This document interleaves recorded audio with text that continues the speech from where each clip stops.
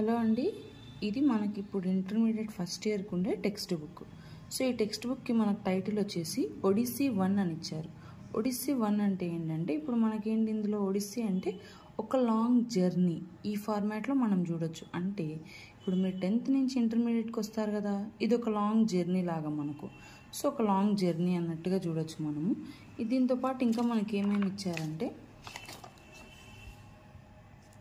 ఏ year publish అయింది, ఎన్ని copies వచ్చాయి, ప్రైస్ వచ్చేసి 142 రూపీస్.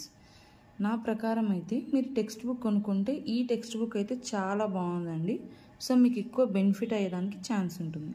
సో కుదిరిన వాళ్ళందరూ టెక్స్ట్ బుక్ పర్చేస్ చేయడానికి ట్రై చేయండి. బికాస్ మీకు ఫర్దర్గా కూడా యూజ్ అవుతుంది ఈ text book grammar wise. Next ఇవి వచ్చేసి మన ఉండే సిలబస్. ఇందులో మనం ప్రీవియస్ ఇయర్ సిలబస్ చెక్ చేసుకుంటే మనకు ప్రతిసారి prose, poetry and non detail సపరేట్గా ఉండేవి.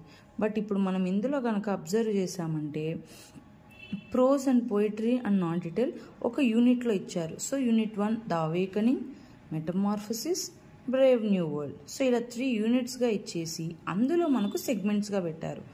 సో మనకు ఎగ్జామ్లో ఏంటంటే ప్రతి యూనిట్ నుంచి ఆర్ ప్రతి lesson, poem and non detail నుంచి ఒక క్వశ్చన్ వస్తుంది. మనం ఏవైనా 2 అటెంప్ట్ చేస్తే సరిపోతుంది. ప్రోజ్ అండ్ పోయిటరీ నుంచి, నాన్ డీటెయిల్ నుంచి ఒకటి. కాబట్టి ఏవైనా 2 లెసన్స్ 2 యూనిట్స్ మీరు పక్కాగా ప్రిపేర్ అయినా కూడా సరిపోతుంది. నెక్స్ట్ మనకు ఉండేవి గ్రామర్. గ్రామర్లో వచ్చేసి ప్రీవియస్ పేపర్తో కంపేర్ చేస్తే ఇప్పుడు క్రియేటివ్ రైటింగ్ అనేది ఇంక్లూడ్ చేశారు. మీరు అనుకోవచ్చు ఇక్కడ మరి మనకి ఇచ్చిన సింథసిస్లో లేదు కదా క్రియేటివ్ రైటింగ్ అని. బట్ ఇక్కడ ఏమైందంటే ప్రతి యూనిట్ వెనక మనకు క్రియేటివ్ రైటింగ్ ఇచ్చారనమాట. సో మనం దాన్ని కరెక్ట్గా ప్రిపేర్ అయితే సరిపోతుంది. సో ఇప్పుడు ప్రీవియస్ దాంతో కంపేర్ చేస్తే ఇప్పుడు మారినే వచ్చేసి పార్ట్స్ ఆఫ్ స్పీచ్ మనం ఇప్పుడు మ్యాచ్ ద ఫాలోయింగ్ లాగా ఇచ్చారు. ఇది స్టూడెంట్స్కి చాలా అడ్వాంటేజ్. అలాగనే మనకి ప్రిపోజిషన్స్కి కూడా వాళ్ళే 3 ఆప్షన్స్ ఇస్తారు. మనం అందులో ఒకటి చూస్ చేసుకొని రాస్తే సరిపోతుంది.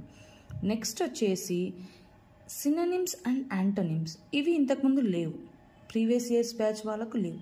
సో ఇందులో కూడా ఏంటంటే వాళ్ళే 3 ఆన్సర్స్ ఇస్తారు. స్టూడెంట్స్ అందులో కరెక్ట్ వన్ని పిక్ చేసుకుంటే సరిపోతుంది. యాజ్ వెల్ యాజ్ లాస్ట్లో డైలాగ్ రైటింగ్ స్కిల్స్ ఉన్నాయి కదా, ఇందులో ఏంటంటే మీకు వాళ్ళు ఆప్షన్స్ ఇస్తారు. ఏ లైన్లో ఏ డైలాగ్ సూట్ అవుతుంది అనేది మనం సెలెక్ట్ చేసుకోవాల్సి ఉంటుంది. ఇది మనకుండే text book as well as దాని యొక్క సిలబస్.